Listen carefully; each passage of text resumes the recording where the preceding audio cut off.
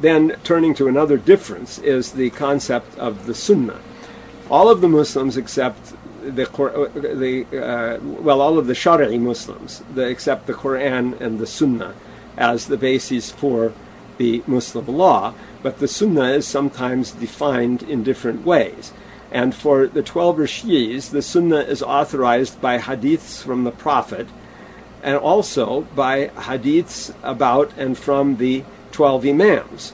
And some hadiths come from each of the Imams, although most of the hadiths come from only a few of the Imams, primarily from Ali and Hussein, and thirdly Ja'far as-Sadiq, and the other ones are less prominent in this. So that means that the revelation of Sunnah for 12 Shi'is happened over a considerable period of time, and is not confined to the Prophet as it is with the Sunnis. Furthermore, the Shia have their own have other differences about the Sunnah, in that they use different transmitters, because the transmitters must be people who supported Ali, and the companions, many of the companions whom the Sunnis use, are excluded.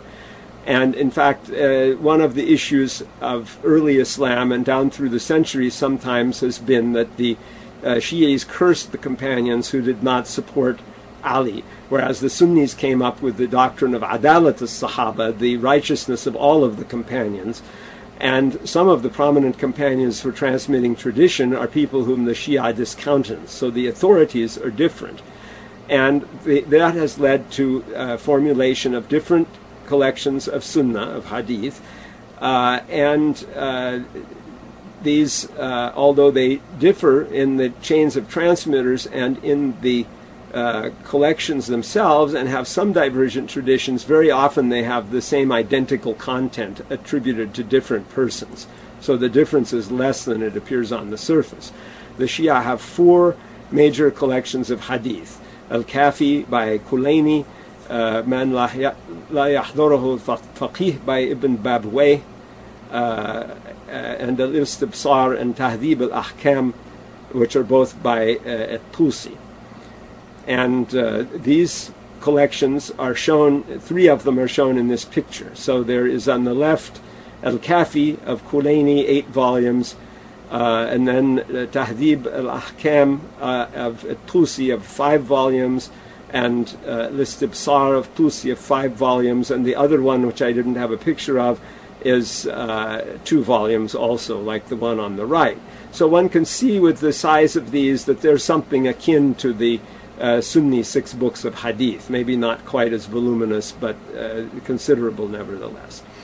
The Shi'is also have a doctrine, a central role of the scholars, because when the Imam became absent, it is for the scholars to step in and fill the role of the Imam. So they fill the role by ijtihad, which is that a mujtahid Imam has to be a mujtahid himself, and the Shi'i ulama in general are called the mujtahids by them.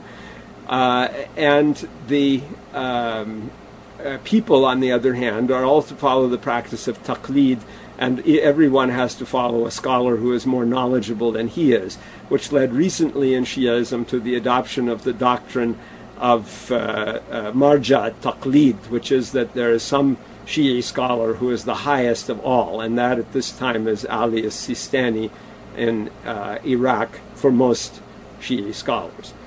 So although the concept of ijtihad per se does not differ so much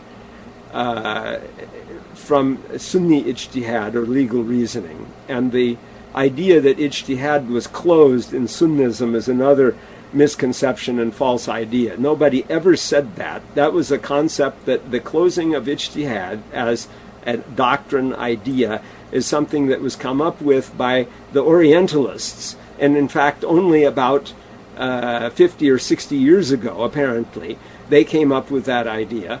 And then some modernist Muslims took that up and said we have to open the door of ijtihad, by which they mean we have to let anybody, or myself, for example, whoever is speaking, practice ijtihad and do what we want in the religion and so on, without regard to the traditional role of the ulama in formulating the religion. So that's largely a big non-argument. Of course, taqlid is under attack by Salafi people, for example, but the principle of taqlid in Shiaism is quite important, and therefore that is a difference.